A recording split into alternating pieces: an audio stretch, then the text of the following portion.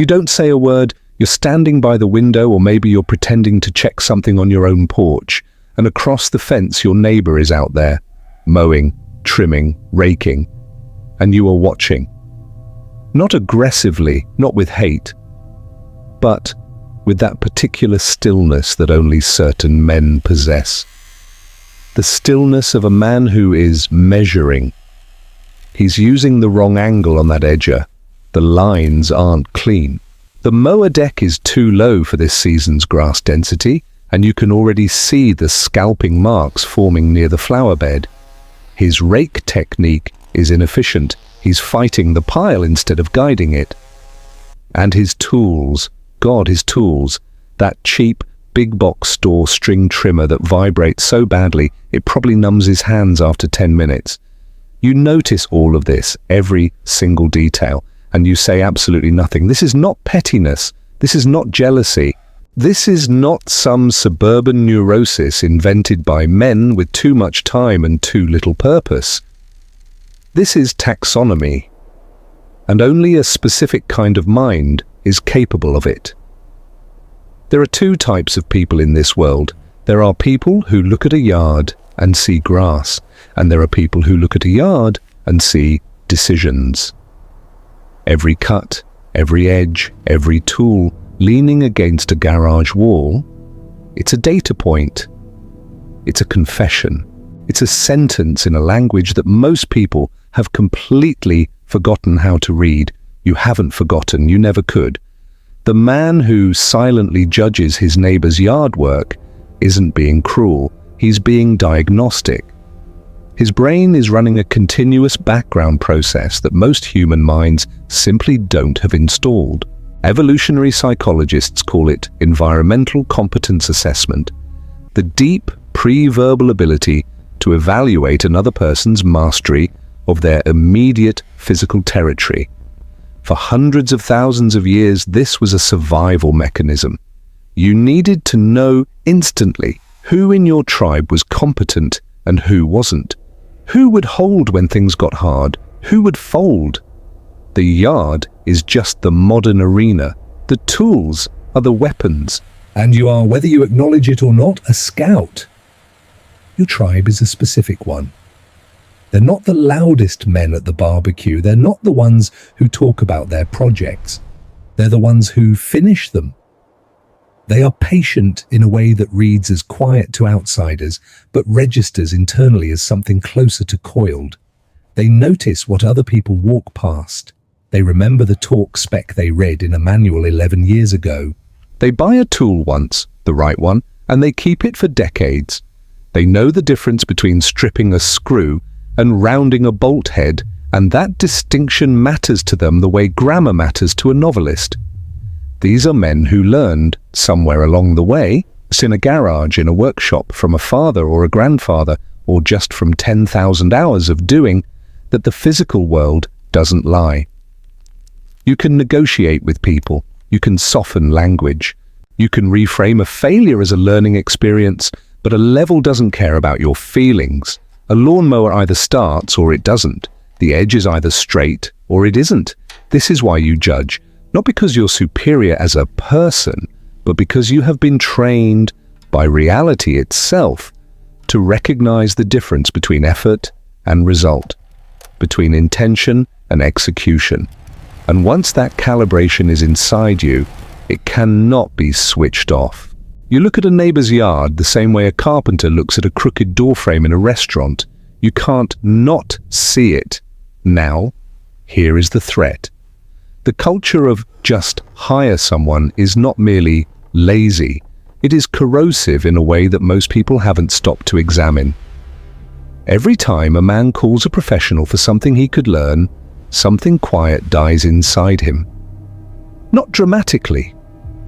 Not in a way he could articulate at the dinner table, but somewhere in the architecture of his self-concept, a small room goes dark. He becomes, incrementally, more dependent, more abstract, more disconnected from the physical consequence of decisions. And this matters because competence is cumulative. Every skill you build becomes a foundation for the next one. The man who learned to sharpen his own mower blades learned more than blade sharpening. He learned patience, metallurgy at a basic level, the relationship between angle and resistance. He learned that most problems, examined closely enough, are simpler than they appear. He built confidence that doesn't require validation because it is grounded in demonstrated ability. The man who hires everything out builds nothing. He accumulates service invoices and a vague, low-grade anxiety that he cannot name. The anxiety of a man who suspects correctly that he would not cope well if the systems around him failed. You are not that man, and you recognize with that same silent diagnostic eye when you're looking at one. The psychology literature on this is more direct than people expect. Studies on self-efficacy, the belief in your own capacity to execute specific tasks, consistently show that men with high mechanical self-efficacy report lower anxiety scores, higher resilience under stress, and a stronger sense of locus of control. The feeling that their lives are shaped by their own actions rather than by external forces. This isn't abstract, it's measurable. The man who can fix his own irrigation system sleeps differently than the man who waits 3 weeks for a contractor. Not because the problem is that significant, but because the solving of it confirmed something internal. Your silent judgment of your neighbor's yard is, at its psychological core, a locus of control assessment. You are reading, in his technique and his tools, the degree to which he is the author of his own environment, and you are comparing it, silently, without cruelty, almost involuntarily, to your own standard. That standard wasn't set by arrogance, it was set by repetition. By the first time something broke and you fixed it yourself and felt the specific satisfaction that has no adequate name in the English language. Not pride exactly, not relief exactly, but something in between, something clean, something earned. You've been chasing that feeling ever since, and in doing so, you've built a framework for excellence that most people around you simply don't possess. And here is what the world doesn't want to admit about men like you. The neighbor with the scalped lawn and the vibrating trimmer. When his fence collapses, he will call someone. When the pipe under his sink develops a slow leak, he will wait too long and then call someone. When the tree limb comes down in a storm, he will be lost. When your fence collapses, the neighborhood will watch you fix it. And they will say nothing, just as you said nothing about his lawn.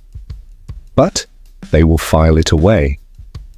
They will know, the way people have always known in small communities, that you are reliable, that your yard is a document, that your tools mean something, that when something needs doing, you are the man whose name comes to mind.